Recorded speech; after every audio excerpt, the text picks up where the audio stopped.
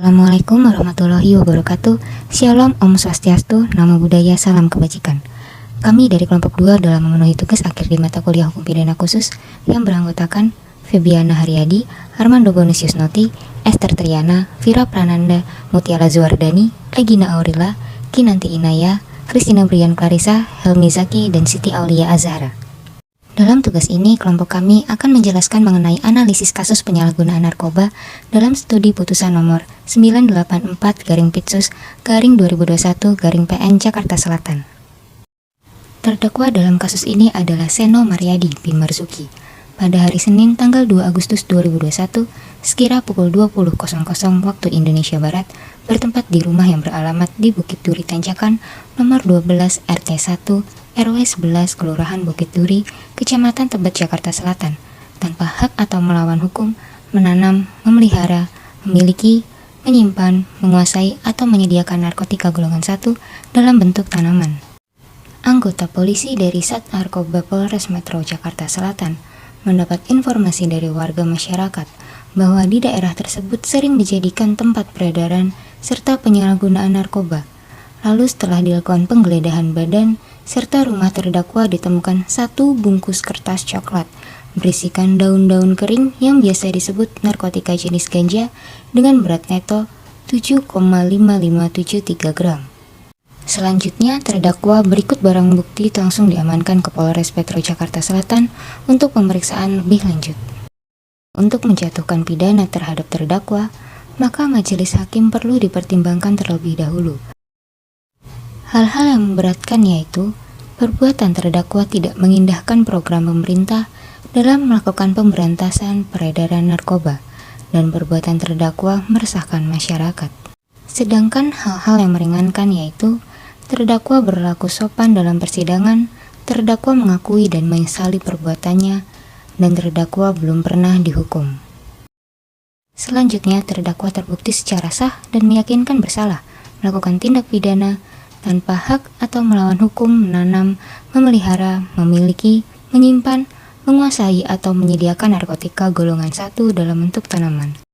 Sebagaimana dalam dakwaan pertama melanggar pasal 111 ayat 1 Undang-Undang RI nomor 35 tahun 2009. Atas perbuatannya terdakwa Seno Maryadi dijatuhkan dengan pidana penjara selama 4 tahun dikurangi selama terdakwa ditahan dengan perintah agar terdakwa tetap ditahan. Dan terdakwa juga membayar denda sejumlah 800 juta rupiah subsidiar 3 bulan penjara. Lalu, sebenarnya apa itu narkoba? Dan mengapa seseorang dapat dikenakan pidana apabila menyalahgunakannya?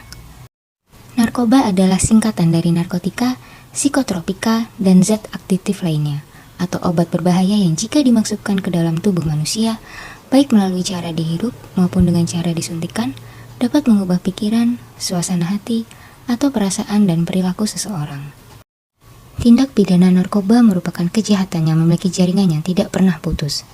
Dan dalam Undang-Undang Nomor 35 Tahun 2009 tentang narkotika menyatakan bahwa tindak pidana narkotika telah bersifat transnasional. Alasan penggunaan narkotika dapat terjadi karena beberapa sebab, yaitu bisa karena pekerjaan yang berat, karena kemampuan sosial ekonomi, atau karena tekanan lingkungan teman kerja. Selain itu, terdapat efek akibat penggunaan narkotika diantaranya depresan, yaitu mengendurkan atau mengurangi aktivitas atau kegiatan susunan saraf pusat, sehingga dipergunakan untuk menenangkan syaraf seseorang untuk dapat tidur atau istirahat. Stimulan yaitu meningkatkan keaktifan susunan saraf pusat sehingga merangsang dan meningkatkan kemampuan fisik seseorang. Serta halusinogen yaitu menimbulkan perasaan-perasaan yang tidak real atau khayalan-khayalan yang menyenangkan. Berdasarkan Undang-Undang Nomor 35 Tahun 2009, narkotika digolongkan ke dalam 3 golongan, yaitu golongan 1 seperti heroin, opium, ganja, ekstasi. Golongan 2 seperti morfin, petidin, fentanil, dan metadon. Golongan 3 seperti kodein, buprenorfin. Melihat dari kasus tersebut, bagaimana upaya penanggulangan penyalahgunaan narkoba yang dilakukan oleh Polri, yang dalam hal ini oleh Satuan Reserse Narkoba? Salah satunya yaitu upaya penyuluhan dan juga melakukan kampanye anti narkoba melalui media koran dan spanduk. Dapat juga melalui program represif, yaitu program penindakan terhadap produsen, bandar, pengedar, dan pemakai berdasarkan hukum yang berkewajiban mengawasi dan mengendalikan produksi distribusi semua zat. Program represif berupa penindakan juga dilakukan terhadap pemakai sebagai pelanggaran undang-undang tentang narkotika. Selain itu, juga tindakan rehabilitasi yang berupa pembinaan atau pengobatan terhadap para pengguna narkotika. Dengan upaya pembinaan ataupun pengobatan, diharapkan korban penyalahgunaan narkotika dapat kembali normal dan berperilaku baik dalam kehidupan masyarakat. Dalam upaya rehabilitasi terhadap penyalahgunaan narkotika, masih ditemui kendala, salah satunya belum terbentuknya tim asesmen terpadu. Tim asesmen terpadu merupakan tim sebagai tolak ukur pecandu narkotika dan korban penyalahgunaan narkotika, serta lamanya masa rehabilitasi terhadap pemohon. Adapun tugasnya yaitu untuk menghentikan peredaran gelap narkotika dan penyalahgunaan narkotika, serta melakukan asesmen dan analisa medis, psikososial, dan merekomendasi rencana terapi dan rehabilitasi pecandu dan penyalahgunaan narkotika. Faktor penyebab penyalahgunaan narkoba dapat dibagi menjadi dua, yaitu faktor internal yang berasal dari dalam diri individu, seperti kepribadian, kecemasan, dan depresi, serta kurangnya religiusitas. Kebanyakan penyalahgunaan narkotika dimulai atau terdapat pada masa remaja, sebab masa remaja yang mengalami perubahan biologik, psikologik, maupun sosial yang pesat merupakan individu yang rentan untuk menyalahgunakan obat-obat terlarang. Yang kedua, faktor eksternal, yaitu faktor yang berasal dari luar individu atau lingkungan, seperti kondisi keluarga, lemahnya hukum, serta pengaruh lingkungan. Upaya penanggulangan penyalahgunaan narkotika dan psikotropika dapat dilakukan melalui beberapa cara berikut. Preventif dilakukan untuk membentuk masyarakat yang mempunyai ketahanan dan kekebalan terhadap narkoba.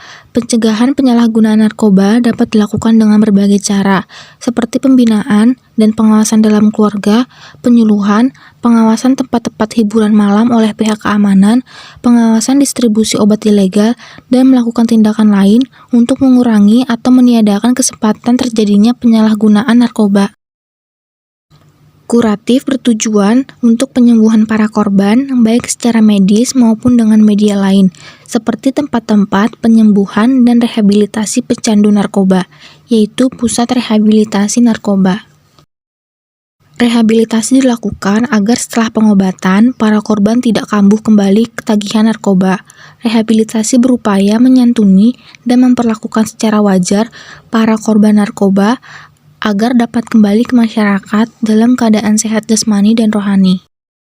Yang terakhir, represif, yang artinya menindak dan memberantas penyalahgunaan narkoba melalui jalur hukum yang dilakukan oleh para penegak hukum atau aparat keamanan yang dibantu oleh masyarakat. Sekian penjelasan yang dapat kami berikan, kurang dan lebihnya mohon maaf, terima kasih.